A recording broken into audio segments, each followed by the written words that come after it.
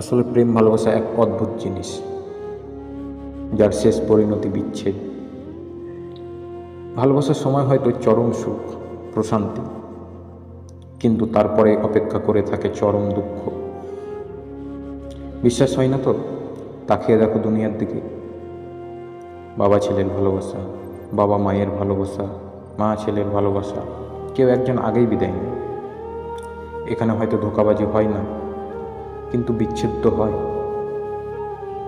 যার দুঃখ আরেকজনকে তার সারা জীবন বয়ে নিয়ে বেড়াতে হয়।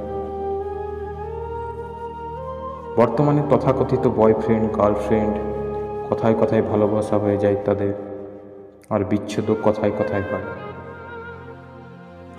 তার দুঃখ হয়তো কেউ লম্বা সময় বয়ে নিয়ে বেড়ায়, আবার কেউ সেকেন্ডে ভুলে যায়।